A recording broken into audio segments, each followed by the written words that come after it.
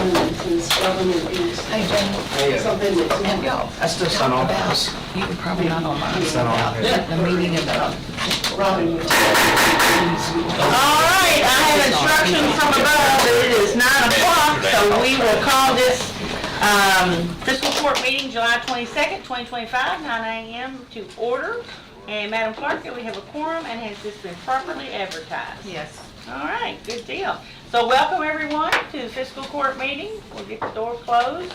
And then our first order of business is our invocation, and that's Magistrate Gay today. All right. Thank you. Let us pray.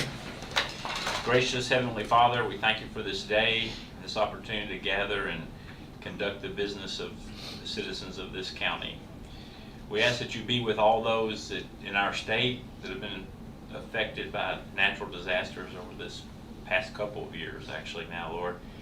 And we also ask that you continue to be with those in Texas that have lost lives and their families and that are remaining behind as they grieve, and be with all those the first responders that have worked so diligently in that terrible disaster.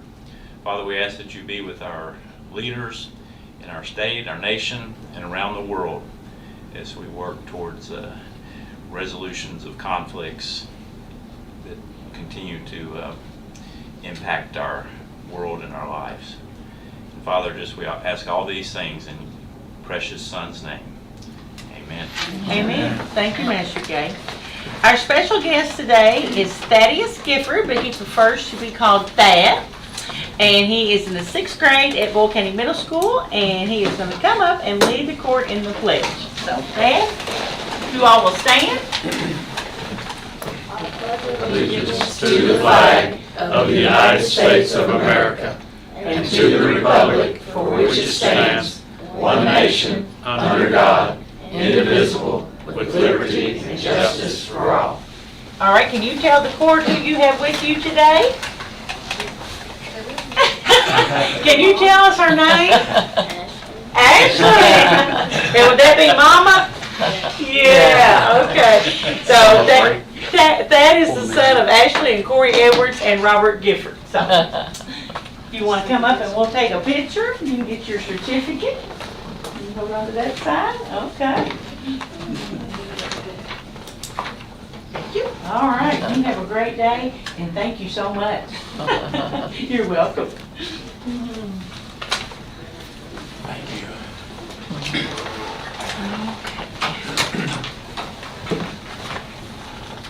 All right, approve our prior meeting minutes. We have 2 sets. We have a July 7th special call meeting and a July 8th regular meeting. Is there a motion to approve? I make a motion. Master Bodner's or second? Second. Master Sleeper? Okay, any discussion?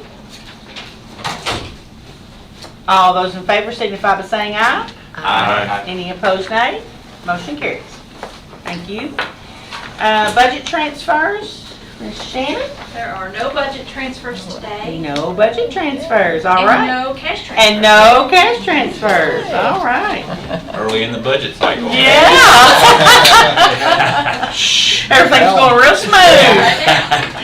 Lena is not here today. She is ill at home, so Shannon is going to do the bills for Elena today. I have the bills, the total of $354,553.18. We have one additional add-on. It's the CAECO all lines insurance premium, and it's $623,497. So the total of the bills would be $978, $50.18. So Okay. that includes all the automatic payments that on that last. No, the We'll do it standing orders are separate. It's- Okay. We just included that in your packet so you can see them. Okay, all right. All right, is there a motion to approve the bills? I'll make that motion. Master Gay, is there a second? Second. Master Cullen, any discussion? I do want to point out on the last page that there are 2 sponsorships. One is for the Boyle County Quarterback Club, and the other one is for the State Fair sponsorship of the booth. And that's all that I had that I saw. Could I ask the question why the state fair sponsorship goes to Main Street Perryville? I mean, do they do it? Allie does it. They She coordinate. all that with coordinates, everybody. she orders it, and, Okay. yeah. That's all I Yeah. had. Thank you. I assumed that, but. Yeah, she's the coordinator of the flag. All right, any other discussion? All those in favor signify by saying aye. Aye. Any opposed, nay? Motion carries. Thank you. First order of new business is Rashea Ford back to school party. Welcome. Good morning. How y'all doing? Good, good. Thank you. So I'm just here just to do the request for $5,000 for the bouncy houses at the back to school bash. This year I have donations, but all of them was for like backpacks and so forth. So Walmart in Lebanon actually they're giving us $1,000 grant, but they ordered I think 500 backpacks, 100 backpacks that they're giving away. So that's the reason why I need the $5,000 for the bouncy houses, because everybody has donated either an item, like Walker's Trail is doing a PlayStation, so like, and then I think they're getting shoes for $500, and Rack Room Shoes is gonna match that for their kids. So, and I'm sorry about my voice, I got tonsillitis in April, and I had an abscess pop in my throat, so it's hard to talk real nice. So, Rashea was on the schedule to show up back when we were doing appropriations, but he had this health. Yeah. Um, yeah, I was out of work for 2 months. yeah, so he was not able to Wow. come, and that's why he's here today, is because he could not come back when we were doing the appropriations. Yeah, didn't even get to promote the block party until the beginning of July. So. Yeah. But it's going good. I have Papa John's giving away 20 pizzas with a certificate so kids can go get pizzas. Little Caesars is giving us 30 pizzas and Crazy Bread.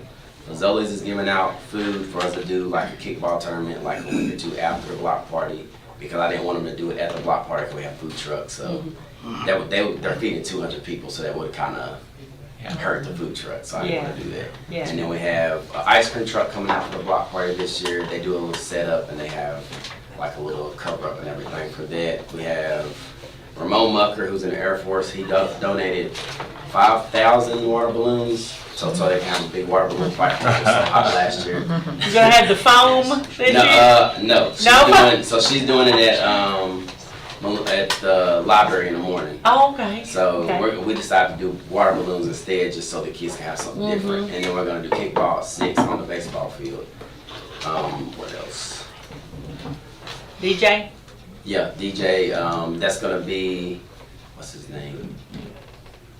Jerry Farmer's son is the one that's Okay. doing it. Jerry Farmer said he couldn't do it, so his son. Sterling. Yeah, Sterling. There Yeah. we go. So he's gonna be doing it because the guy that I usually have do it, he lives in Tennessee now. So Okay. I didn't want to make him leave work and come down here to do that. And then we also have a whole lot of different toys that people have donated. The daycare over here behind, it used to be a little lighthouse, I think it's called Kids Corp or something like that now. Yeah. They're doing a lot of different toys that they're giving away at the block party. Then we have face painting. We have over 6 boxes of those to do for kids, so we're probably going to be giving some of those away to parents to do like birthday parties for their kids. We have 2,000 temporary tattoos for kids, and then we have a cosmetologist coming to do haircuts also. Whole bunch of good stuff. Yeah. So this is something we have supported in the past. There is money in the Community Development Fund for sponsorships if you all decide that you want to do this. 5,000 is what you need? I have a motion by Magistrate We have, Ellis. Second? She's gonna give me. I have a the motion on the rest of floor. it, so, yeah. Hold on, Rashea, sorry, they jumped on the. Second. Sorry. Okay. Motion by Magistrate Ellis, second by Magistrate Bodner. All right, now discussion. Go ahead. Yeah, Little Sorry. Lighthouse, well, the old Little Lighthouse. Miss Jonna, she's gonna give me the other 1,500 that I need. Okay. So that I needed 65, but she's already guaranteed that she'll give me the 1,500. I talked to her yesterday about it. Judge, are 70-plus-year-old kids allowed to participate in the Yes. balloon fight? Well, if we can get a good enough tent, we're gonna actually do bingo for people also. Oh. So- Big, no, I mean. You gonna get on bounce houses? Water balloon fight. Oh yeah, please, I'm doing it. So Make him sign a waiver. we have the insurance under us and the city. So Okay, so the motion on the floor is to sponsor $5,000 for the block party. Cover the inflatables, yeah. Yes, for the bouncy houses, yes. And we already had you in mind when we did Yep. when we did our budget. We knew. Okay, thank you. We appreciate that you put this on every year. Yeah. Even with being sick, we knew it was something you were going to Yeah. pull out. Yeah. And this has turned into a huge community event. We appreciate it. It's great. Thank It's you. great. It's great seeing all those kids out there. Yeah, I think 20 is gonna dance with me doing a praise dance this year. They're ages 6 to, I think, 11 or 12. All right. Just for the public, can you clarify, this provides backpacks? So the with backpacks school supplies? are backpacks, school supplies. Every vendor brings different stuff. So, Okay. like I tried to explain last year to some of the people, I need them to come as early as possible because I have a total of 50 that I buy myself, and then Walmart's gonna give me some. Fire department, I think last year they had 200. I don't think they're gonna have that this year. And then my mother-in-law has some that she gives out. The cricket has 200, but it's the string ones, but I think they can still use that for school too. And then different vendors are saying that they're gonna bring some backpacks with school supplies in the backpack, and then some are saying they're just gonna have some kind of school supplies. So Do you they know how just many need to go to backpacks? every vendor. Sorry. Go ahead. Do you know how many backpacks you gave out last year? Last year I had 200. Fire department had 200. Vendors. My mother-in-law has 70 something. We gave out at least 500. Over 500. Yeah. Okay. Judge, you know, as veterans of the dunking booth in Perryville. No, thank you, Tom. I've done that 1 year. That's awful. I'm one and done. Kids just keep tapping it. They don't even throw it. This is benign compared to, you I'll know. throw some water balloons. Yeah. My pastor had to have stitches with, so Oh, we're not God. using, Oh, no. Yeah, they just Something run. out. They just tap. something malfunctioned and he's Oh. like, we shut it down. Oh, That's no. good. How much are you spending on your backpacks out of your pocket? It was 320. I got it on Amazon. It was 3 something. It went up from last year. We want to cover that too. Amend to cover that. Yeah, we can, or we can ask for volunteers, or we can. Well, I'll give you 100 my own self, but Alright, thank I you. didn't know if we wanted just to up it to 5. Because I thought we'd set aside about 10,000 for this, but that might have been different 5. Yeah. Yeah, fine. So Is that a definite price on the bouncy houses, 5,000, or is that just an estimate? The definite price is 7 something. It's like 7,300 something. Okay. But, Yeah, they're yeah, high. but the real price is like 30 something. They give me a really big discount Okay. because they give me Okay. 35. So 5,000 is going to go toward Yeah. the bouncy house. Yeah. So who's paying the rest?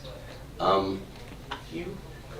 As long as it don't go public, I do and Ramon Mucker does. Volunteers. Yeah. Volunteers. Ramon's my best friend. We've been friends since 4th grade. He's in the Air Force, been there for 18 years. So whatever I need, most of the time, if he has it, he always donates. The first 3 we did by ourselves. Right. I don't, want to amend it and put 5,300?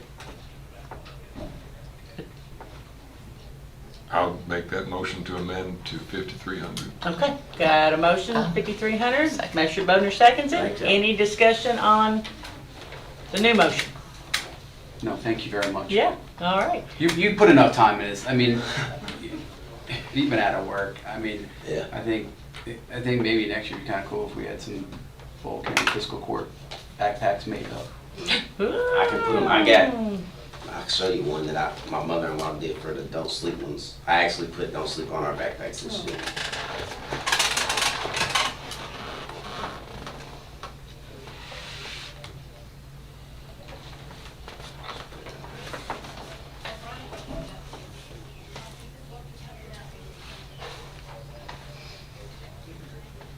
It's gonna be a good hot day for it. Yeah, it is.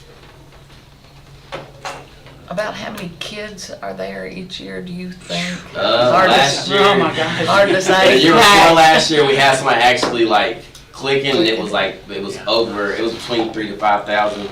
But It's- last year we didn't even click. 'Cause Yeah. It was. You had a baseball tournament Yeah. to show up to Yeah. at the same time, Yeah, so. and they all come over Yeah. throughout. Like when they're not playing, they come over and play with us. So. Oh, Yeah. see. But they do need to get there early to Yeah. grab a backpack. Yeah. Yes. Yeah, because we had my mother-in-law held some Cool.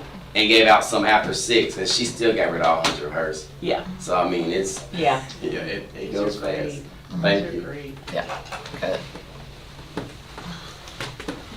Okay, we have a motion and a second on the floor to support the bouncy houses and 300 toward backpacks. All those in favor signify by saying aye. Aye. Any opposed, nay? Motion carries. Thank We'll y'all get you very a check. much. Thank you. All right, you have a great day. Rashea. We'll be out there. All right, next up, HR Director Steve Griffin. Morning. Morning. I'm requesting the court to renew our contract with ESI for the Employee Assistance Program, the amount of $5,123.49. So moved. Have a motion by Magistrate Gay, is there a second? Second by Magistrate Harmon, any discussion? How much did you say it was again, Steve? $5,123.49. Oh, gotcha. Okay, all right. Any discussion? No. All right, all those in favor signify by saying aye. Aye. Any opposed, nay? Motion carries. Thank you. All right, quick and painless. Tyler Potter. Taylor Button.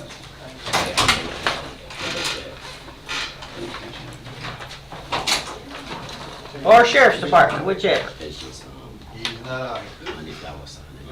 Okay, we'll come back. Mark Gordon.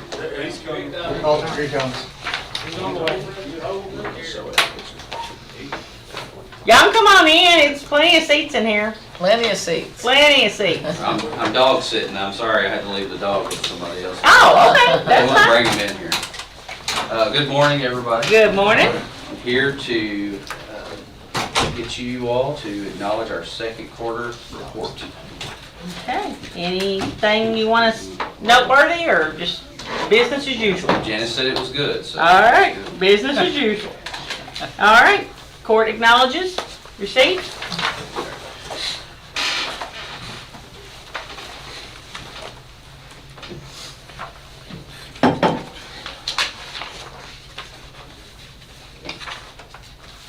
There you go, sir. Thank you very much. Anything else you want to report on while you're in here? Not sheriff stuff, but we have our annual Doc Dogs event this weekend at the showroom, so Okay. lots of food trucks and fun, so if you don't have anything to do, come out there and enjoy it. And that starts Friday, Friday, Saturday, Sunday. Friday, Saturday, Sunday. All right, See you thank you, all. sir. Thank you. Have a good day. Mark Gordon. Nope, it's free to come. Yep. No, you can't.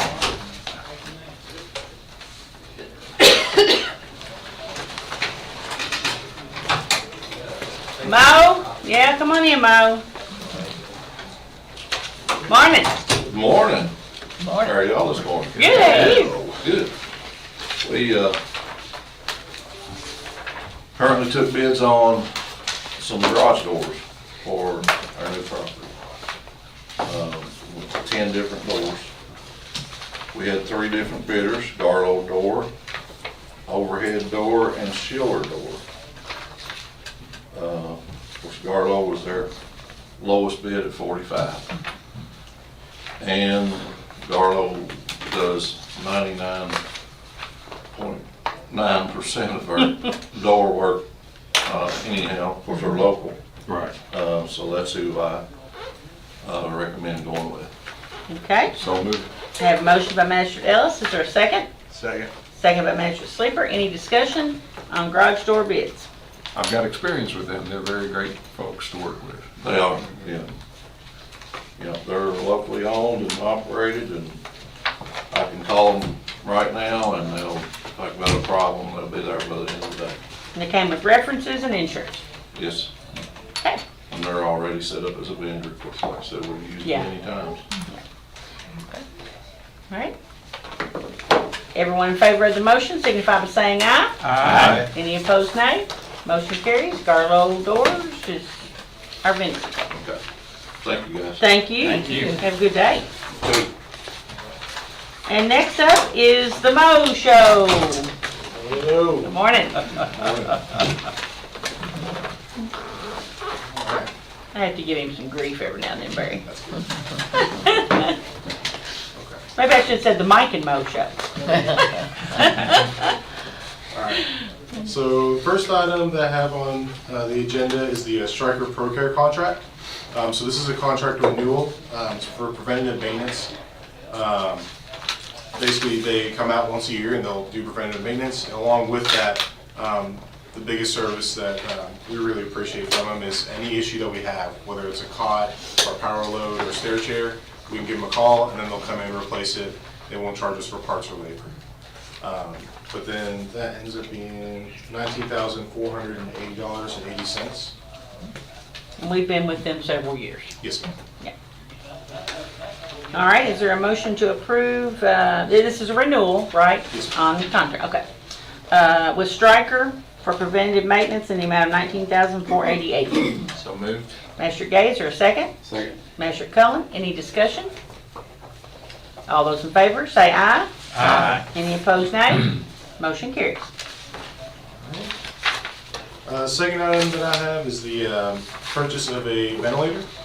So it's a Hamilton Medical T1. We actually bought one last year. It's the same ventilator. What we're trying to do is just purchase one a year so we can offset that cost. And that was $16,500. It is a sole source item. Okay, Attached to it should be the sole source letter as well. yeah. Okay, and how many are we looking to purchase total? Overall, over the next couple of years, we're looking to purchase 4. Okay, But we're looking at just one a year. Right now, we have one on our primary chase vehicle, and this will be the second.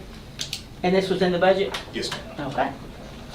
Motion to approve? So moved. Magistrate Gay, is there a second? Second. Magistrate Cullen, any discussion? All those in favor say aye. Aye. Any opposed, nay? Motion carries. Last thing that I have is a contract renewal for Handtevy pediatric medication software. So we use that to be able to give dosages for pediatrics and adults on calls without having to do the math in our head while we're taking care of that stressful situation. This is a renewal as well. It is within budget, and then that ends up being $2,467.50. Okay, and this is something we use now. Yes, ma'am. How much is it? $2,467.50. Do we bid out these renewal contracts every so often, or are they sole providers, or? So this is a sole provider. Every once in a while, we'll look to see if there's other companies that are doing it. Handtevy's just been the one that we've had. And the same with Stryker? Yeah, Stryker is the only one that will Okay. PM and work on their own equipment. I told you she'd ask. Sorry? I told you she'd ask. No, I appreciate it. Yeah. Keep us in line. All right, do we We have a discussed motion? this morning. Well, it's just for public. Oh, yeah. Magistrate Boaters, or second? Second. Magistrate Gay, any discussion on pediatric software? This is an annual renewal term. Okay, all those in favor say aye. Aye. Any opposed, nay? Motion carries. Thank you, sir. Thank you all. Good job. All right, next up is EMS Captain Michael Mattingly. Morning, everybody. Good morning. So you should have a copy today. We're requesting purchase of our new NARC boxes. This is a budgeted item. We budgeted $20,000 for it. The quote you guys have should be for $19,800, so it is under budget. We also have a sole source letter for that was ran through the county attorney's office and approved. Okay. We kind of started this project last year to kind of maintain our standing with the DEA regulations. Last year we used some leftover grant funding to purchase a total of about $9,000 worth of equipment to include the training involved with the system, as well as the big hub headquarters that will be stationed and house all of our controlled substances at our headquarters. And then this year we budgeted to purchase the 9 NARC boxes for the total of $19,800. All right. Is there a motion to approve? Motion. Magistrate Sleeper, second by Magistrate Cullen. Any discussion? You all probably talked about this at EMS committee meeting this morning. Yes, we did. All right. All those in favor say aye. Aye. Any opposed, nay? Motion carries. Thank y'all. Thank you. Good job, guys. I had one thing I just wanted to report. Okay. very exciting news. Our students at BCTC are finished with class. They graduated. We have 2 that's already tested and already has their license. So we're super excited. There's 6 total. One is part-time, and then the other 5 are full-time employees. So These are paramedics. yeah, Paramedics. yeah, they just finished Awesome. the paramedic school, and it's Awesome. we will, once everybody gets through, we'll bring them in and let you meet them and say hi to them and congratulate them. It's a huge thing. We're super excited. That's great. And I wanted to thank you all personally because it helps us retain and recruit our paramedics. Everything that you all do, and without that, we would we wouldn't be where we are today without your support. So thank you so much, and that being able to send them to school, I think, helps us keep and retain. A lot of times most often stay with us through retirement. So we're super excited. Abby Thomas and Grace Simonson is the 2 paramedics that's passed already. So. Very good. Great. Go girls. Great. Yeah. Girl power. Girl power. Girl power. They pretty much came on at the same time. That's awesome. Yeah. In fact, it was Abby that we made the exception to hire. She was kind of like a part-time person, and there was a question about whether there was a full-time person that was going to stick around, and this court said, hey, let's just hire her full-time because you don't want to lose someone like that. She's also, or I don't know if she still is, but she's a volunteer firefighter. Yep, I think so. Still as well. I'm not sure. But Grace is and was too, and so that little commitment from the court got us one of the top-rated paramedics in the state right there. So.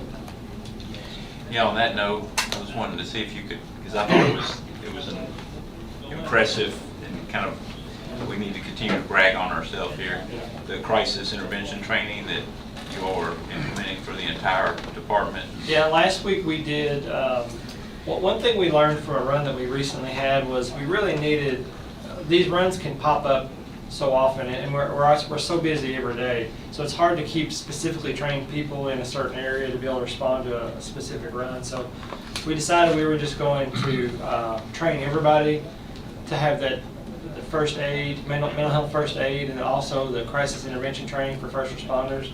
So last week we did a 2-day class. We were the first agency in the state to really hold that class. I think Lexington Fire Department, they just now started doing it. They kind of followed our lead on it. And so, which is a pretty profound statement to say that Lexington followed our lead on something, which is awesome. So we had a class last Thursday and Friday. It's a 14-hour class, and we're having one more next month. And then once we complete that, we'll have all of our EMS providers are trained in mental health and be able to provide those services. And one thing I really focused on in the class is we have paramedics that do great with cardiac arrest, or paramedics that do good with chest pain, but you also have to be good with, at 3 in the morning, helping someone up out of the floor. Hey, you need a drink of water. Can I get you a glass of water? Because that's just as important. And if you're not good with those things, you're not a good paramedic or an EMS provider. So we really focus on all aspects of care when, that customer service model that we provide that is just so important for what we do every day. These people are having a hard day, and when they do, having someone come in that just cares makes a huge difference. Absolutely. That's why we have the best team in the state. That's right. That's right. Mike, we appreciate you being the leader. You guys, you're leaders too. We appreciate you and all the staff. We know what it is. Thank you. Tim, he left to get back to the station to do some work, but I can't. He's my right-hand man. He's there every day for me and fills in when I'm gone. So I can't thank him enough. Rita, I mean, I can't say enough good things about Rita. So. I jokingly, but I'm being serious, tell people she runs the place, and she really does. She keeps us, the whole building, really. Yeah. She keeps us in line, and we'll crack the whip when she needs to. And We all know that. We dealt with her during budget time, we understand. Judge, Yes. unrelated to today's issue, but it's critical for these guys to know. Over the weekend, I got confirmation about the shutting down of Battlefield Road. Now, I think you've probably seen the memo. Yeah. It's going to be critical on all our first responders. Recalling several years ago, when the bridge was out in Perryville, you guys did station an ambulance across on the other side, didn't you? Yeah, it seemed like there was a period where it was shut down completely, and we did stage an ambulance. Well, this would be easier because that bridge will obviously be open, but it's so remote out there, and we have a lot of folks coming in from Washington County as well. I don't know how you do it, but at least, you know, mark your calendar to think about what we might do to take care. I was going to mention, I've got it in my notes for the closeout, but since you're here. Yeah, keep me updated on the calendar anyway. As soon as you told me about it, all of our shifts have been out there, and they know the other route. That's part of our mapping that we do. As soon as you told me about it, we send them out there. They know what houses are in what area, and the big thing will make sure that dispatch knows, so if any other first responders know, that we'll be able to, hey, you go this way. Appreciate that, because I'm getting questions now that the word's out. So. Yeah, I think as long as we know going into it, we need to take the alternate route. I think it's going to be way easier than what having the back-to-back. Right. Thank you. All right, good job, guys. Thank you all. Y'all have a great day. Thank you. Keep up the good work. Joe Myers.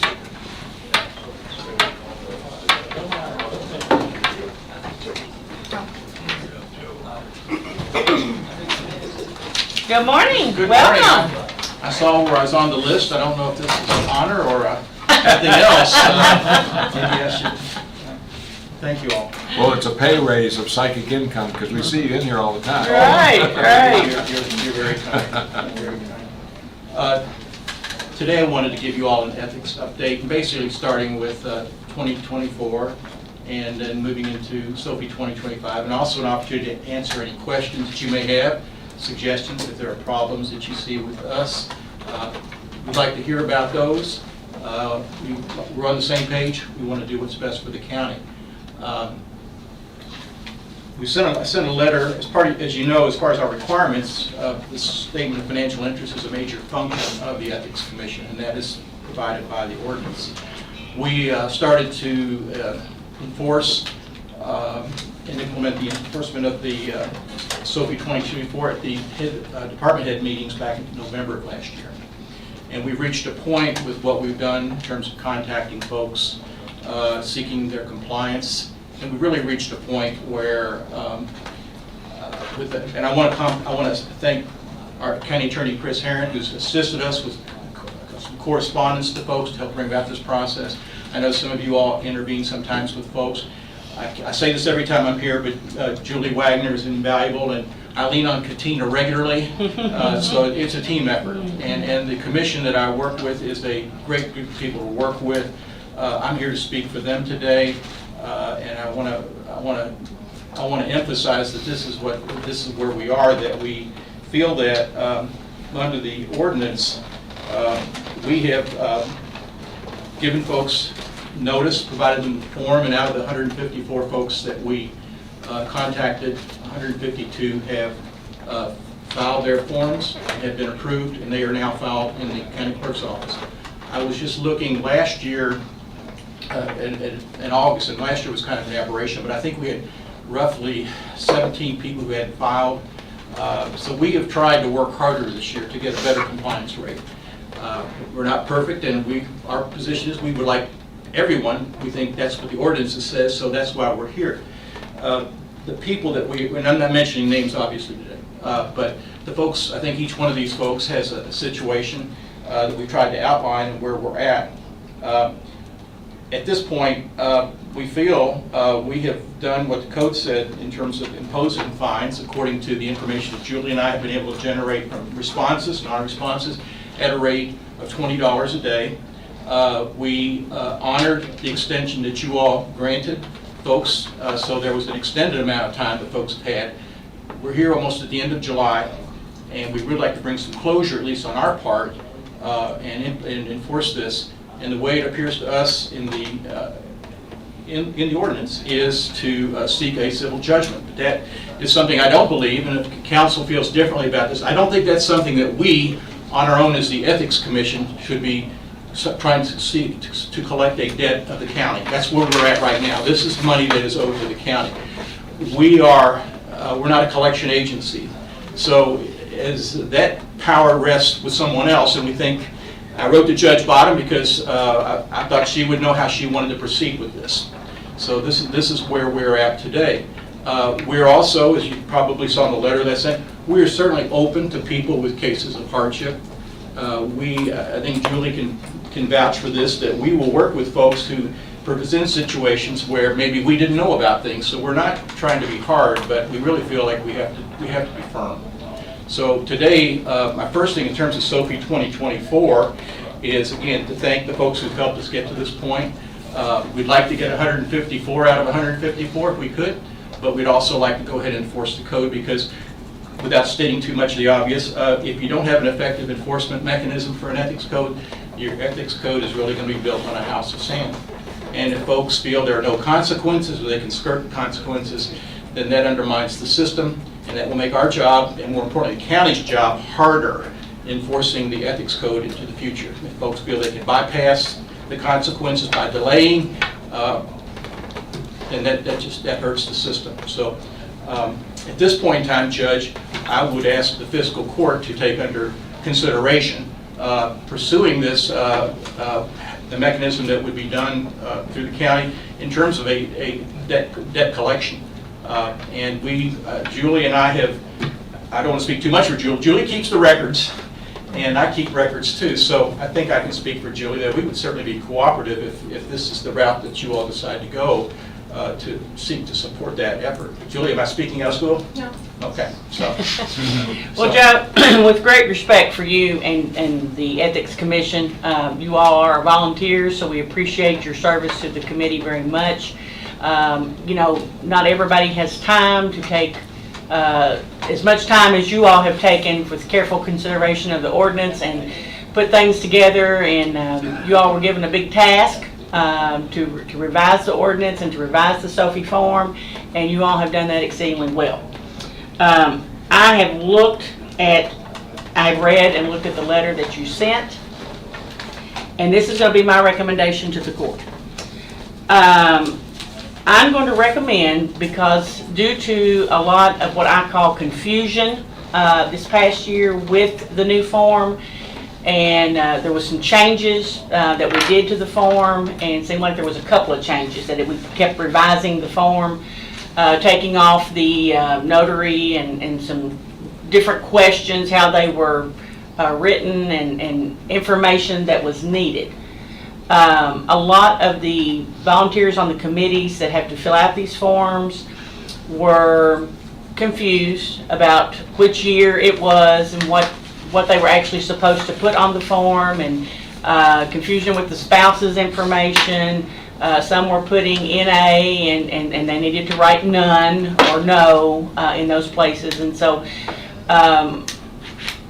I know I contacted several people after they had submitted their form to have them come back in and redo different lines on the form that had been marked out that they had incorrectly filled out the form. So I just feel like this whole first year, while we've done significant changes and we've done great things as far as the ordinance is concerned, I'm going to recommend that we waive any fines, fees that are due from this past year, but going forward, that we begin that with the new SOFI for this year, and that we ask those people that have not submitted, or we recommend to the boards of those people that have not submitted their form, that they be removed from the board. That's going to be my suggestion.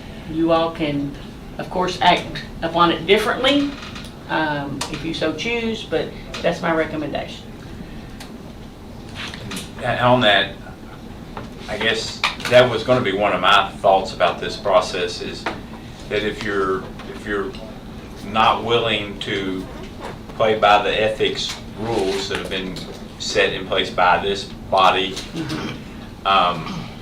then you shouldn't be serving on that board. Right. And instead of and I agree that for people that are volunteering, and I agree with Joe's point that it's important to have teeth. Yes, in yes. it, so I don't disagree with that point at all.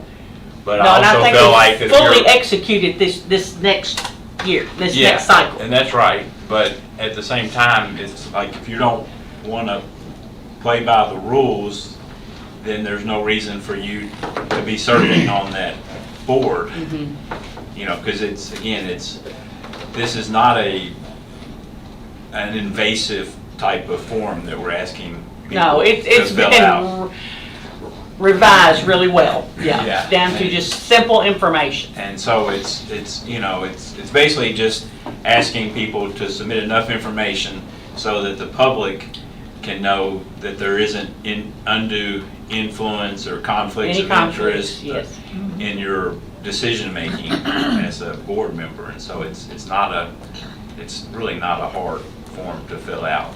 And so I hope that people will, you know, realize that that's just part of the rules of serving on a public board is you have to fill out certain forms. Well, and that's why we have an ethics committee, is to Right. review and make sure that people are following the ordinance that this court has put into place. Yes. Well, I have a question. Yes. When we bring these volunteers on to serve on these boards, are they advised prior to them accepting the board seat that this is something that they're going to have to fill out and explain to them what it is and why? Because I think that's a big part of it, is that you get put on this board seat, you're asked to serve, you know, it's a voluntary position. You're asked to serve on this board, and then all of a sudden you're hit with this form that you have no idea about. It's, you know, it's like, oh, you got to do all this stuff after the fact. You've already accepted it, and it's kind of like, okay. And a lot of people don't know that you may get a form after you've been released from a board, but you still have to fill out that form. And some are like, oh, I'm not on that board anymore, but you still have to fill it out. So I think it's imperative that when we ask people to join all the boards that require this, that they're told up front that this, and shown this is the form. You didn't even show them the old form, so this is a lot better. This is the form that we need you to fill out, and this is why. We're not trying to get all up in your business, but this is just to make sure that it's for the safety of the public and public dollars. Yes. So, Could I supplement one of the things that we're in the process, and this will be my 2025 presentation, we are revising, as you probably know, Mr. Nichols' help, Julie's help, revising the SOFI 2025 to go online. Teresa Nolet, who could not be here today, I'm sorry she couldn't, but that's one of the things we want to have a system in which new hires will have a form, and this is one way to bring that to their attention. I also received a suggestion from someone else not on the commission, and that was, I guess it's kind of comparable to what Chris does with people when you put a new code out, where they have to sign something saying, I've gotten the code, I can read it. So there are some mechanisms to hit this at the very beginning, and we certainly would like to, you know, those will probably be coming before you again, but your points are well taken, we agree. Yeah, I agree. Yeah. I agree that I do too. that they're, you know, just like we onboard an employee, there ought to be a system to onboard board member. Committee member. So that they can, you know, check the box of, you know, you've gotten this document, you've been informed that you've got to complete this document.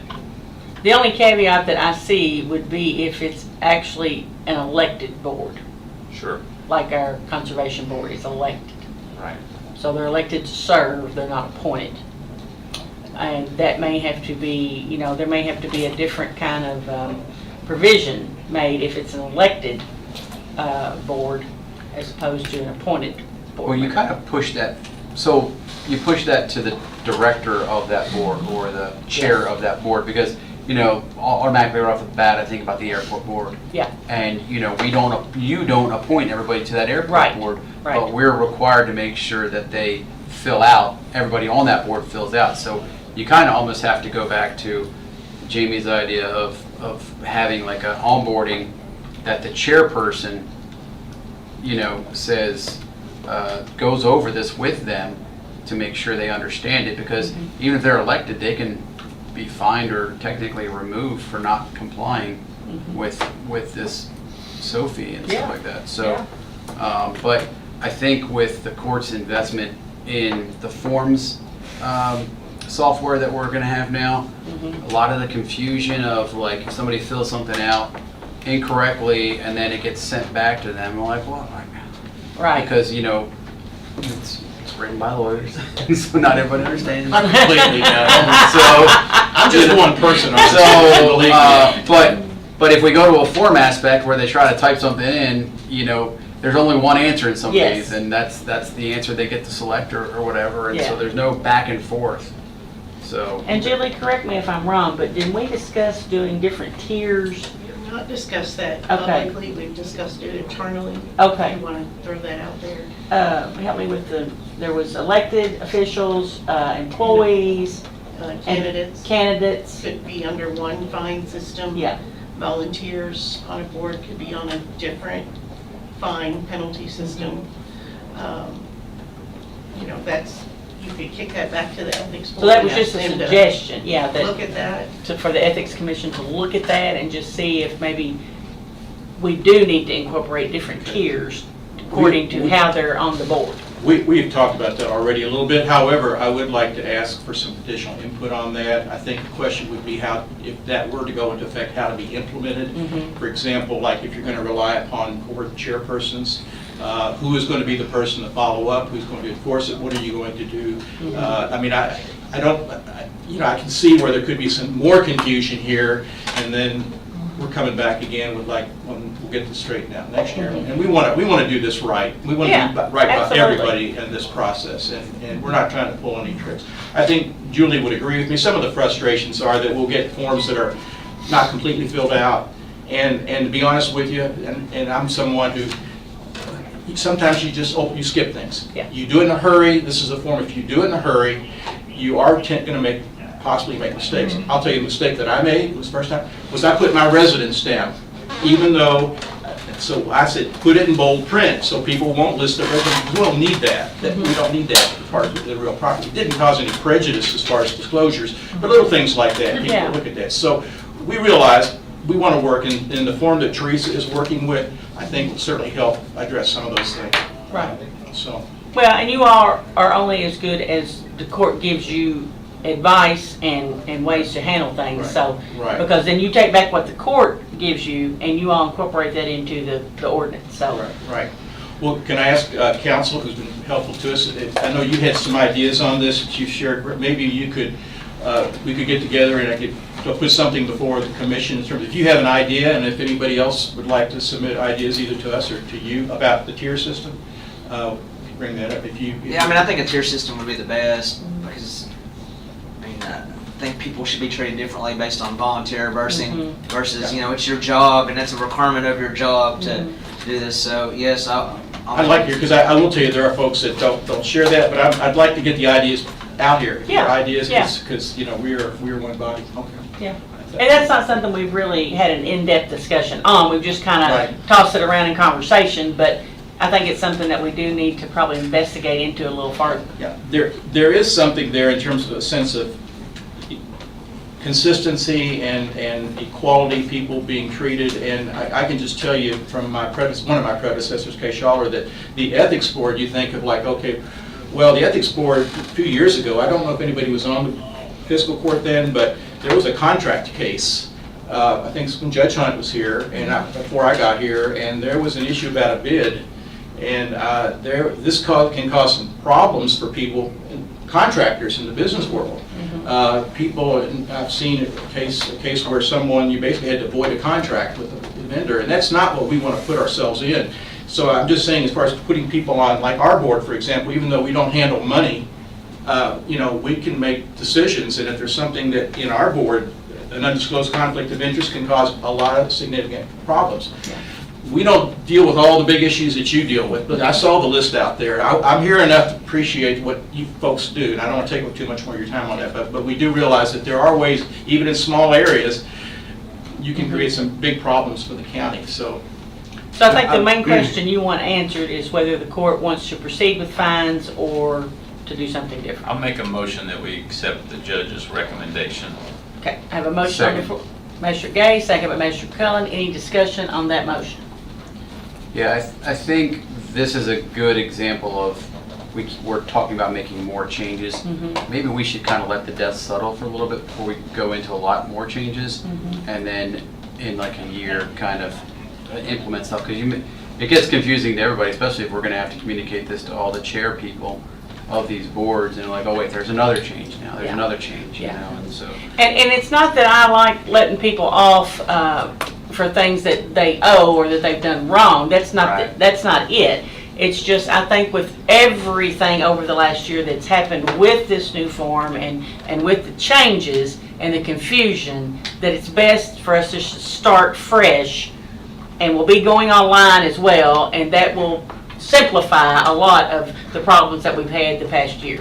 And with whatever our form was 4, 5, 6 years ago, the three of us who were here, I don't ever recall fines being levied at all.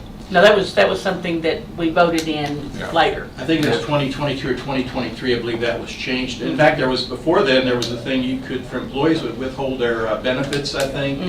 So there was a fresh look done a few years ago, and I did want to mention one thing, is revision of the form. I think there will be necessary, if you all approve, in the ordinance to authorize, because as far as the form itself is concerned. So I did want to make you aware that I think that some of the work that Teresa is doing, because we're creating some separate categories, like so. Okay. Magistrate Gay? I just wanted to add in not part of the motion necessarily, but just a comment about how I think how much we appreciate the work that has been done by the Ethics Commission. To get 152 out of 154 in anything is pretty impressive, and so thanks to you, Joe, and Katina, and Julie, and everybody that I know has worked hard to get to that number, and those two that haven't completed it. Personally, I think that it may be time to just step down and let somebody serve in that capacity. May I ask one specific question before you take this vote? Absolutely. We do, and again, I'm not mentioning names, but in a situation where there's someone who we have imposed a fine for a late filing and who is an elected official, I feel that's a little bit above our pay grade to go in and start dictating to anybody or what. So I would like to ask Judge, without getting into this, if that issue could be addressed in some form. Julie's familiar with what I'm talking about, and I don't mean to belabor on that, but I think that might be an issue that might need some special treatment. I'm not telling y'all what to do, but I think to ignore that, I think that's a question of public So it was trust. a late submission, late. not a no submission? No, we only had 2 non-filers. Yeah. And one of them we've heard, sounds like there may be some compelling circumstances, but we don't know. We haven't heard from them, so we kind of waited on that. But, okay, I'm sorry, I didn't mean, you got a motion, so I'll. Okay, let's address the motion on the floor, and then if we want to get into this other, we can. So, all those in favor of waiving fines and fees for this past current year, and then going forward, we address that in a different way. Signify by saying aye. Aye. Any opposed, nay? Motion carries. All right. Judge, for 2025, Mrs. Nolet's been doing a lot of work with Bill. We had an Ethics Commission meeting last Friday. He went over answer questions about the technology in terms of how this is going to be done. This is set up in such a way where folks cannot submit their form unless they fill it out. And that has been a real time consumer. I can speak for Julie and myself, and I guess Chris has felt the effects of that as well with his letters and notices. If people don't do it correctly, it won't be, or filled out, it won't be submitted. If it's not submitted by the due date, then they're in violation. So again, we need to give them plenty of heads up. I've told them on the form that we want them to be able to contact us if they have questions. Got the email address that comes to me right now. Maybe it's going to come to Teresa too, we don't know, but we want to set this up in a way that's user-friendly. Teresa and I, we've talked about our training this year for this form will be devoted to the form, explaining it, and she talked about actually doing a separate YouTube video, perhaps some things on the technical components of this. This is going to require obviously some work and outreach on our part, One idea that I had, and this has not been adopted by anybody yet, was perhaps to ask the fiscal court to participate in this exercise and let you go through the form. And you don't have to put your actual information, just put, but in other words, fill it out, so if you don't check a box, or you put, you don't put a no or whatever, then it'll come back to you. And you'll For know those of us who are technologically challenged, let's just have a special session where we all sit here, because we did that on something else recently, and the presenters could not answer all the questions, and therefore we did not succeed. I really sincerely mean it, that we ought to just participate with you directing and getting it done. I agree. And as someone who is a tech dinosaur himself, I appreciate all the guidance that I can get. And the other reason for doing this is if you understand that you may get a call from a constituent. I realize that not all constituents are going to contact us or the judge or Bill, and you all will have some familiarity with it in advance. That will help you. And of course, you can still refer questions to us as well, but we want to be user-friendly as much as we can on this and transparent. So, thank you. So I certainly am glad to come back anytime you want. And Teresa, I think, would be the person on this you really would want to have present as well, but I think we will work with that. I think I wanted to let you also know that our commission lost Paul Dean. Paul is still with us, but he has resigned. Yeah. We have a, Judge, correct me if I'm wrong, we now have a vacancy for Perryville and a vacancy for the alternate position coming up. So that's not our decision at this point in time, but we certainly would like to be able to have a quorum. I will mention this, I only mention this for quorum purposes only, but I will be having some surgery on September 8th for knee replacement, so I'm going to be out of action a little bit. So I just want to make sure we have a quorum. We'll get that done. Yeah, well, I'm working on it. Okay, no, I just want to make you all aware that and I will be glad to participate as I can, but I just wanted to say at this point in time, if another member gets ill or something, we didn't want to stop because of that, so. Yeah. And one other thing, I'll try to take much more of your time. As far as 2025 is concerned, this is going to be, again, Bill Nichols has been very helpful to us, so we're going to be relying upon him. So I think if you all have any further questions on 2025 or 2024, I'm here to answer those as well. Chris, I've seen this go both ways. In a circumstance where our chair of the commission might be out for a while, and we already have a loss of a member, does the alternate come in and actually have the voting power and the quorum power? I think that's what the alternate's for. The alternate can participate, yes. But is it very specific that he or she can come in a circumstance where that one person constitutes the achievement of the quorum? I think that was the purpose that it I know. I have to read that. Is it in writing, I guess? Is it? Yeah, purpose versus being in there. It's part of the ordinance. Yeah, I can look at the ordinance and check on that, I will. My understanding is you don't want to have that deficiency at the last minute. If now the alternate does not have the authority if we have a full quorum there. Right, it's only if you don't have a quorum. Yeah, so I mean, it's for the full body, so but let me check on that, and I will get back, I'll send this to you and to Mr. Ellison, if anybody else is interested, let me know. Yeah. Okay. Is that it? That should be it. Thank you all very much. Joe, thank you so much. Thanks for all your work. Thank you. Appreciate the work that you've done. Thank you. Yeah. Thank you. Have a good day. You too. All right. Next up, Treasurer Shannon Greene. Come on down. You all have the monthly treasurer settlement in your packets. I just wanted to present that to you all. Okay. And then also we have the financial statement for the fourth quarter year end included in your packet with the reconciliation pages from the quarterly report that was sent to DLG. Okay. And we're looking good? We are. No issues that you know of? Not that I know of. Okay. And while she's there, I'll just go ahead and report that the Finance Committee did meet yesterday and reviewed this. Yeah. And one of the other things, Shannon, while you're up there, you might already have this on your list, but you might address the opioid fund number change. Yes. While you're there. DLG has requested that counties with the opioid abatement use Fund 74 as the fund number so that everyone's reporting the same. So I need permission to transfer that from all of the funds from Fund 81 to Fund 74. I'll make that motion. Okay, have motion by Magistrate Gay, second by Magistrate Cullen. All those, is there any discussion? All those in favor signify by saying aye. Aye. Any opposed, nay. Motion carries. And then you want us to approve the financial report? Yes. Okay, you're in. Is there a I'll make that motion. Magistrate Gay, is there a second? Second. Magistrate Cullen, any discussion? All those in favor say aye. Aye. Any opposed, nay. Motion carried. Thank you, ma'am. Good job.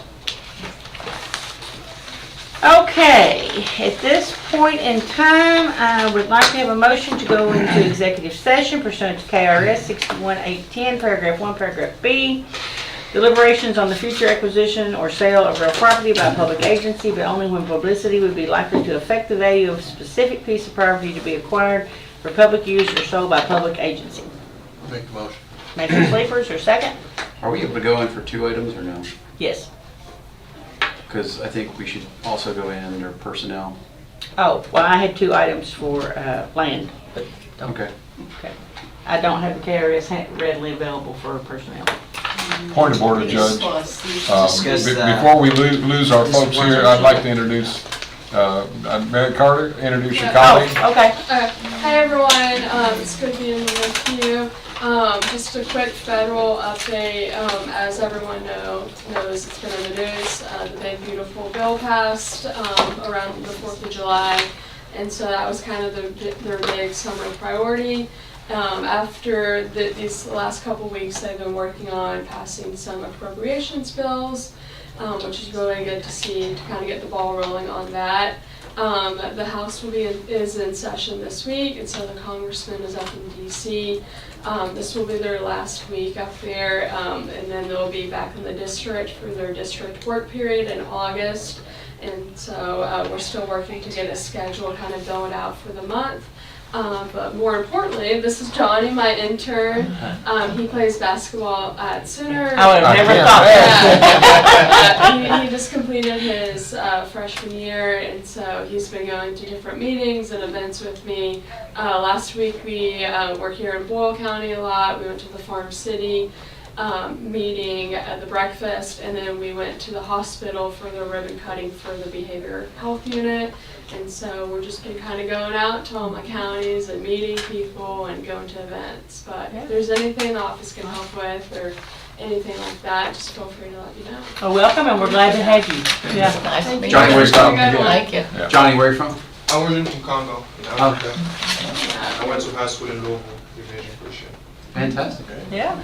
Well, welcome to Boyle County. Thank you. Thank you all. Have a good one. You too. Jason, Okay. it'd be, if you wanted to go under closed session, it'd be 61.8101F, and that would be to discuss or hear matters that could lead to the appointment, discipline, or dismissal of a specific employee, member, or student. Okay, so we will have executive session for both items. Wonderful. Motion and a second. All those in favor signify by saying aye. Aye. Any opposed, nay. Motion carries. I would like to ask Chris to stay.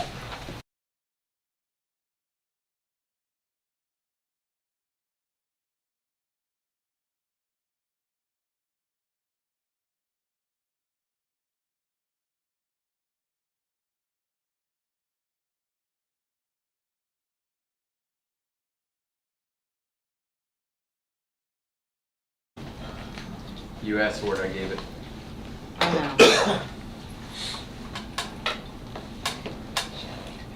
Live. Okay, we have a motion to return to regular session. With no action taken. Okay, is there a second? Magistrate Sleeper. Motion and a second. All those in favor signify by saying aye. Aye. Any opposed, nay. Motion carries. Okay, magistrate reports, and we start with Magistrate Gay today. All right, the Finance Committee met yesterday, and myself, Magistrate Cullen was there on the phone. Judge Bottom, Shannon, Elena, Sam, and Steve Griffin were all in attendance, Finance Committee meeting. We started with Steve discussing ongoing work that is being done to look at our employee grade system.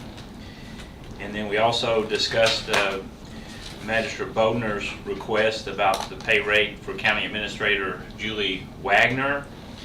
And the committee is recommending that we just allow HR to continue to do their work in the grading system and look at overall grades and pay rates, etc., going into next budget year as part of that HR system.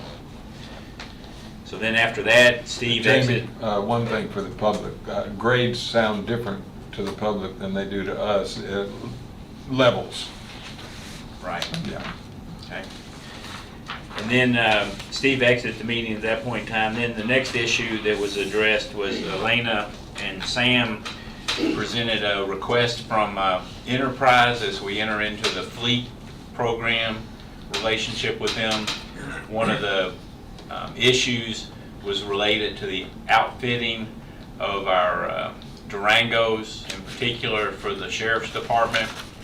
And the price point from Enterprise was significantly higher than we can do it internally.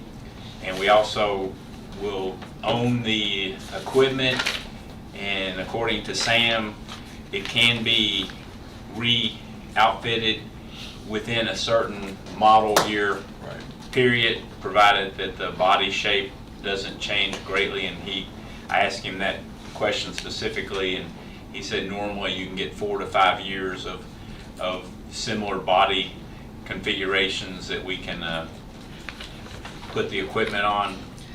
So the committee's recommendation on that issue is that we purchase our own equipment and do the upfitting and just purchase the vehicles Yeah. from Enterprise as part of the fleet program. And we also had a little bit of discussion about the fact that it's a reminder to all of us is that the savings built into the fleet program occurs over time, not necessarily on the front end. The advantage on the front end is being able to buy and keep our people in better vehicles because that gets spread over time, right? And so again, that actually, I guess in some ways needed a motion on that we're going to purchase the equipment for the outfitting of the Durango. So I'll make that motion. Okay, we have a motion by Magistrate Gay. Is there a second? Second. Magistrate Cullen, any discussion on that motion? Do we really need? Well, I guess just to make it more clear as part of the contract, that's the only thing I'm thinking. That the county's going to purchase their own equipment, upfitting of the Durangos, and will purchase the Durangos themselves from Enterprise. Right, because it's approximately $14,000 per vehicle. Yes. So times 8 vehicles obviously becomes a pretty significant chunk of change item. So I just think that probably needs to be. That'll make it clearer budgeted, too yeah. for Shannon and Elena. Yeah. Cool. All right, all those in favor of the motion signify by saying aye. Aye. Any opposed, nay. Motion carries. All right, and then after that, we reviewed the treasurer's reports that we went over earlier, and really see nothing that jumps out there. Everything's moving along. And then we also addressed that opioid fund change to Fund 74 that we've also already handled. And so I'll make a motion that we accept the Finance Committee report. Okay, we have a motion by Magistrate Gay. Is there a second? Second. Magistrate Sleeper, any discussion on accepting the finance report? All those in favor signify by saying aye. Aye. Any opposed, nay. Motion carries. And that's all I have. All right, thank you very much. Magistrate Sleeper. Just have one item. The Economic Development Authority met yesterday, and we had a presentation and discussion on various options for development of the land that we've recently purchased and recently acquired, and including some industrial, commercial, and residential possibilities. That's really all I have to report this time. Okay, thank you very much. Magistrate Ellis. Thank you, Judge. Are you comfortable saying anything about the status of this building versus everything else that we looked at in terms of moving out? Well, we don't really know anything at this point, other than we are trying to stay in the courthouse. The county is trying to stay in the courthouse. I think that'll help some folks who've asked questions because they've heard so much on, you know. I believe, now I cannot tell you 100%, but I believe that AOC is negotiating with ESI to move the court system out there. Don't know when that's going to happen, but we are waiting on our structural engineer to get back with us as to what he thinks can be done and how we can stay in the courthouse while repairs are being made. That'll allay some of the questions that I'm getting out there. Sure, no problem. Fantastic idea. Secondly, you heard me mention to Mike Rogers about the Battlefield Bridge. A lot of traffic on that and a lot of concerns by folks in my district, and that's why I'm hoping that we can do something similar to when the main bridge going into Washington County was down in a similar fashion, but not nearly as comprehensive as that was, because they were stationed out there for a long time on the reconstruction of the big bridge. That goes for everybody else, and I've tried to notify all of our first responders a second time since I got information over the weekend, so hopefully they're all aware of that. And it's projected to happen in October, and apparently, I don't know this as a fact, but it must nearly be a prefab. It's a very small bridge, because it should not take very long to get it done, so that'll be good news. I've talked with one of our colleagues on the court. I'm very concerned that there was not enough information in the newspaper about the 3 roads that are proposed.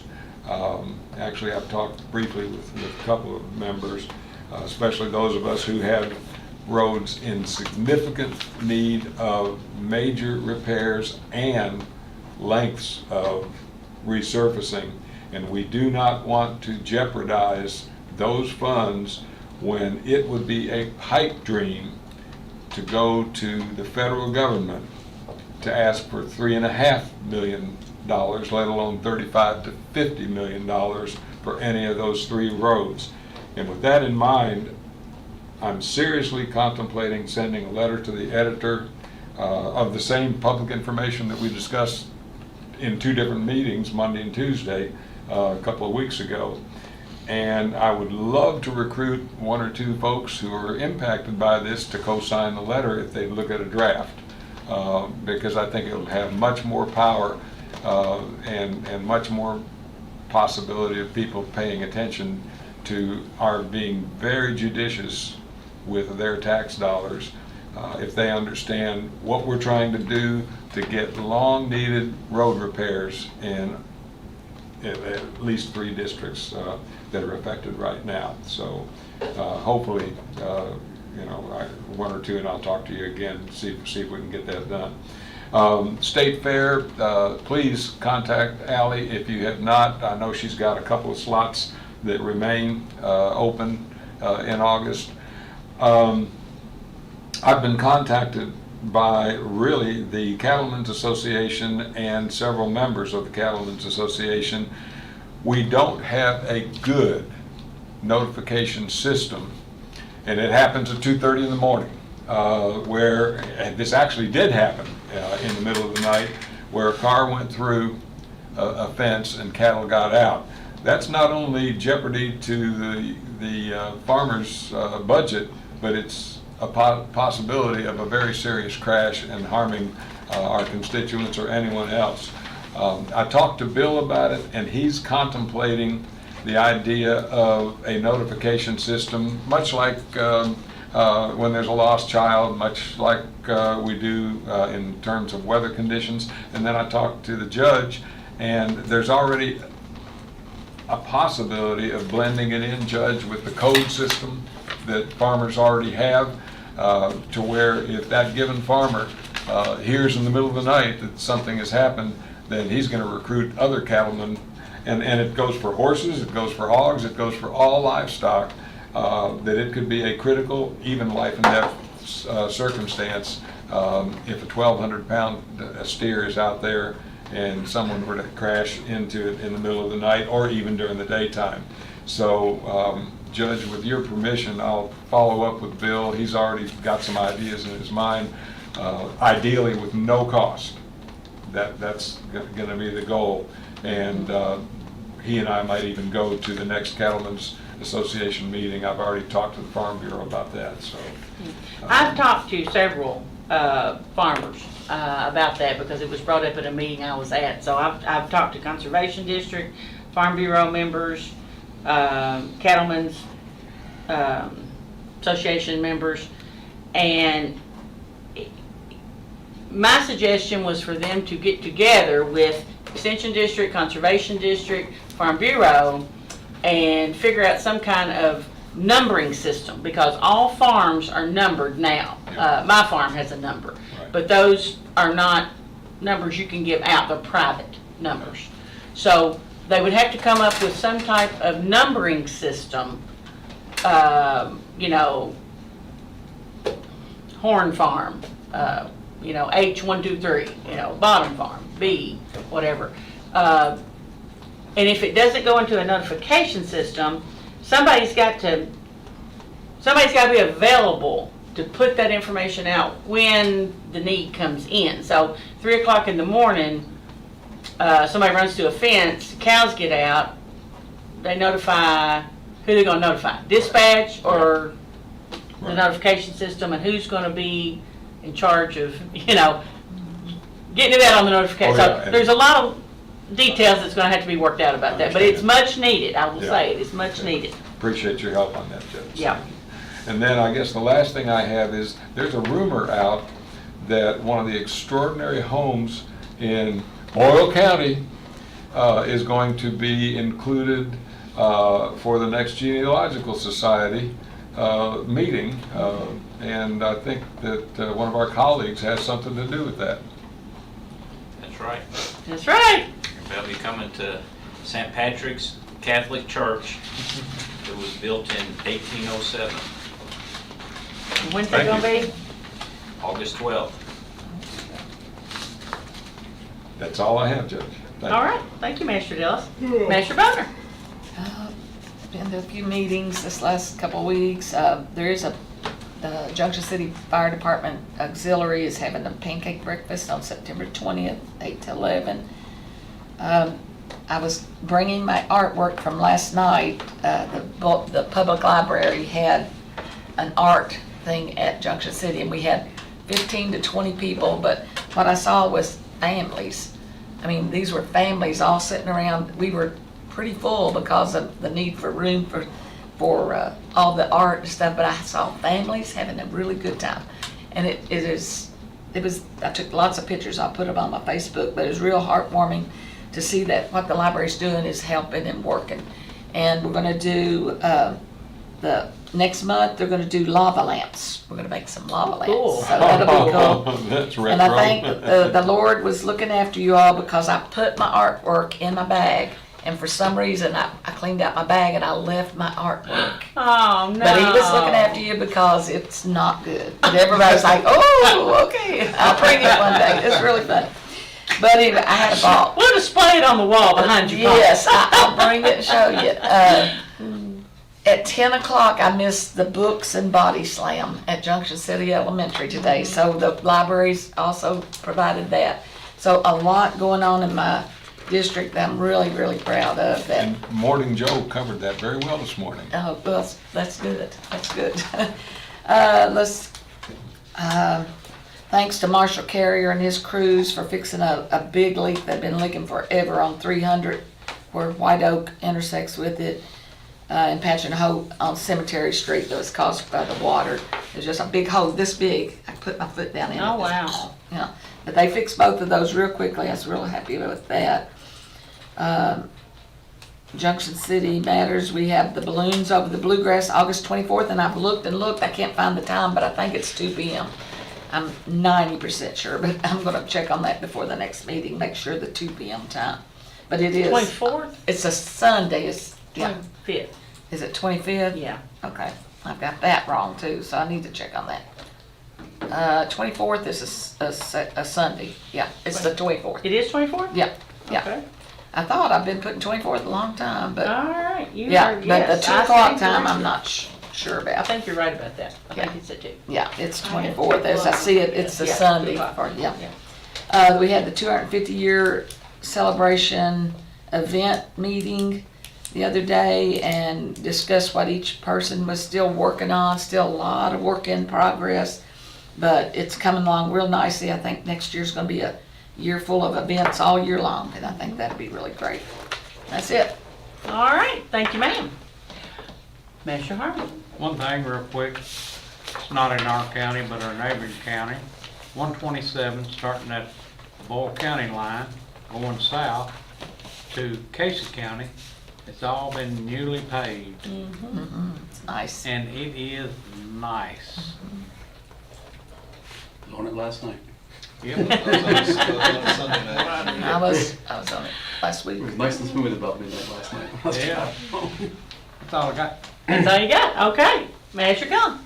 I'll echo with Tom here that while the idea and talk of a connector road is a nice idea, if we could actually incorporate fixing the roads we have, widening the roads we have, putting a lot of that capital towards those improvements, I think that would be a lot more beneficial than, spending,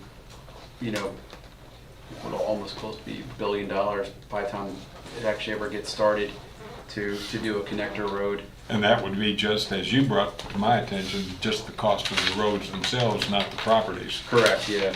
And then upsetting people that really have no interest in wanting to sell.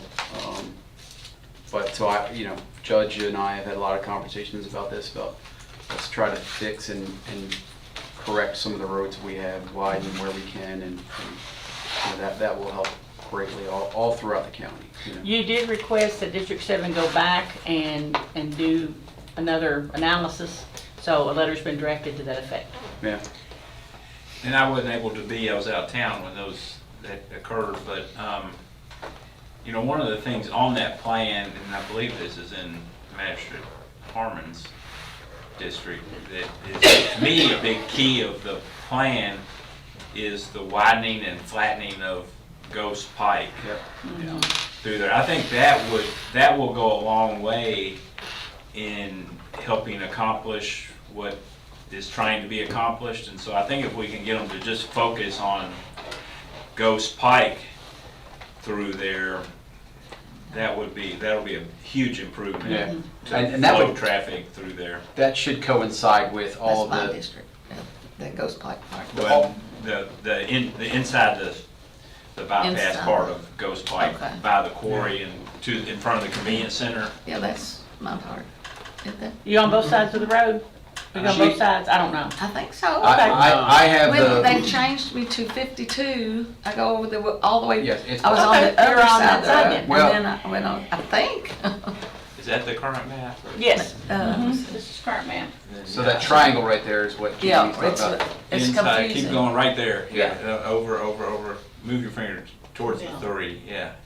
Is Yeah, that so- Ghost Pike? Yes, right Right here is above Ghost the- Pike. That's Ghost Pike. Yes, I'm talking about in the green part of Ghost Pike. So up here. Yeah. Oh, that Right, part. right, Yeah. right. Yeah. That From part. here to Stanford, here Yeah, to Stanford that Road. part needs to Okay. be flattened out, and that becomes, in some ways, the part of the connector going Well, that way. that should coincide with the improvements they're making on 52. I mean, Yeah, because ideally that area you'd love to see just like, That is. Right. Ghost Pike widened, straight, yeah, straight flattened. that comes right into 52. Right into I 52, you think throw it's a roundabout there and just make it I have to a go, much, I'm gonna look at that. And to clarify, that's not any of the 3 roads. that is not any of the 3 roads. No. No. But yeah, But- but Ghost Pike, and that's the conversations Judge and I have had about that as well, is Ghost Pike needs to be a priority, especially where they made the change to Stanford Road and 150 where it's just the turnarounds instead.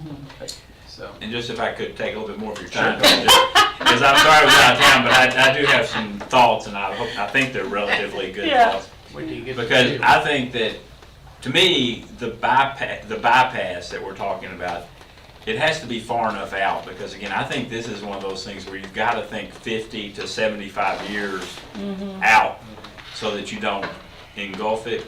And to me, that bypass out for us is going to be 27. And as they're widening 27 from Camp Dick all the way down, as people go, around what now is our bypass, they can then go all the way to 27 and get it going south. And that effectively keeps people, if you're just trying to get from, let's say you're coming in from Perryville and or not Perryville, but let's say you're coming in from the south. Junction. From Junction, Liberty. you're coming in from Liberty, and if you want to then keep going, you go around our bypass and you pick up 27 at Stanford, and your trucks can then just kind of keep going that way. They don't have to come through town.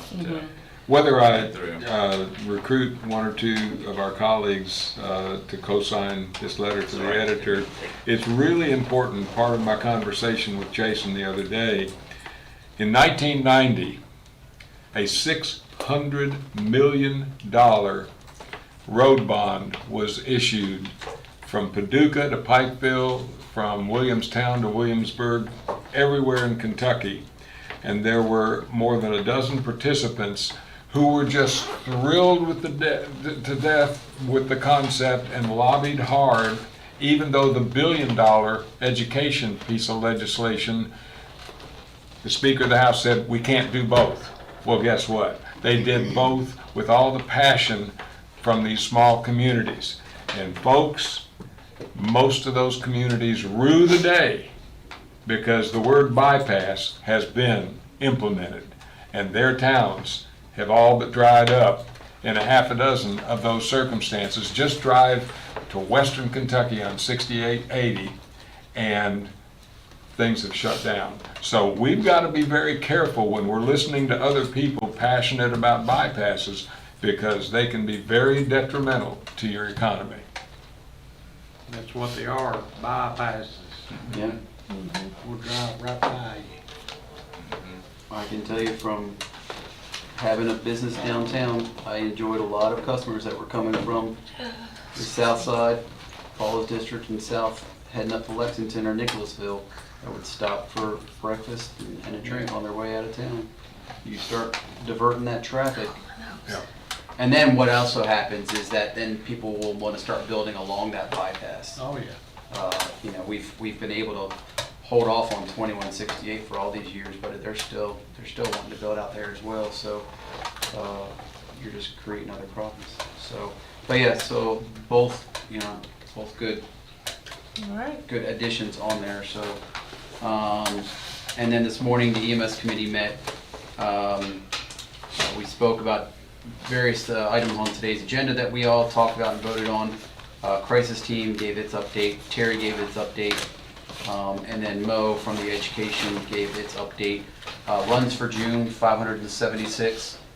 When I asked Mike about it this morning, he said, I think it's around 424. And I'm like, there's no way. And he said, no, that's just for July. I'm like, no, we want June, Mike. They had like 129 from last week to this week. Right, yeah, so they were like, yeah, they were averaging about 18 a day. So they average anywhere between 18 and 24 a day, really just depending. And I mean, I can't echo what Mike said enough. 6 new paramedics that will all be here. We are fulfilling our own need in this community. We're not having to go out and try to steal them from other places. We're growing them here. They're fantastic people that are around. They start as EMTs and they're under Mike and Mike Rogers and Mike Mattingly and Tim Bryant and everyone's idea of what EMS should look like, and they're growing up in that environment, and so they the level of caring and compassion that the leadership of our EMS have, and I mean that happens all over the county, but it just happens we're talking about it today. But just to see 6 paramedics, graduate from a program that, again, that this court supports, and sponsors. And sponsors, and also fills some seats over BCTC, you know, and gets that as an education option for people to go out there too.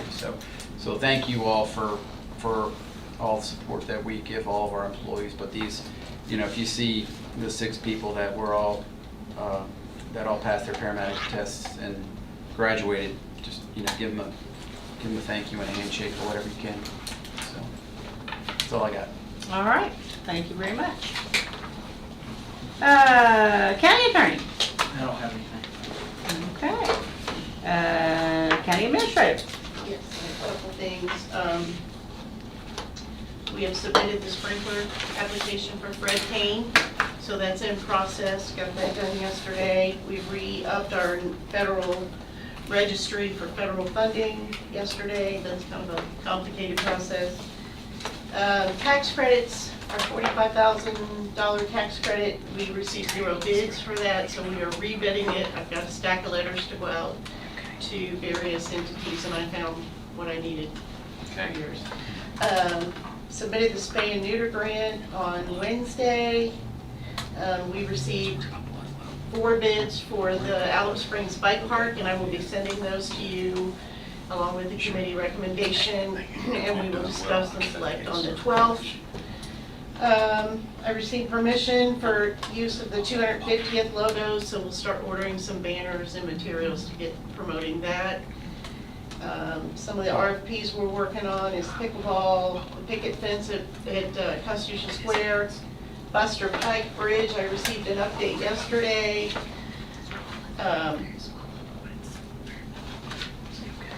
Buster Pike Bridge update. Sorry. I have a Buster Pike Bridge update.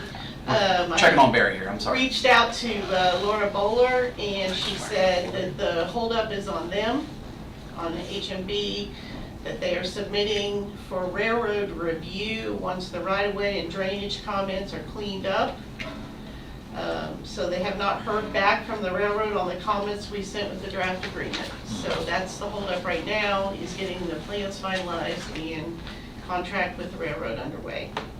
So I got that yesterday, and so the Buster Pike Bridge RFP is just sitting there until they get all these things done, and then we can go to bid. Geotechnical out at Wolford Road and the bathrooms at White Spark are 2 other projects that we have in the pipeline, so that's it. All right. Thank So you you're very saying much. we need to get another meeting together with the railroad to get them to I speed think this up? so. It sounds like they haven't heard back on the comments they had on the draft agreement, so. Because when we talked to them last, they were thinking that the bridge we'd be doing the RFP for Yeah, right next now. month, or right now. Hopefully go to bid or award a bid in the fall. We So never, that's kind of. we never have the railroad. I am again. gonna start sending out monthly a little update to the property owners around that area, so we'll work that up and get it out. I think people are frustrated, they need to know that we're doing something. So, Oh, yeah, they are. Yeah. I get texts and emails I know. constantly. It is frustrating, so maybe a little letter every month, just saying, here's where we are, would help. Hopefully in a month it won't even be Yeah. Hopefully in a month we'll be doing. once they start seeing some things move over there, it'll probably, That'll help, yeah. yeah. That's all I got. Thank you, ma'am. Shannon, you have anything extra? Okay. All right, let's see, where are we at?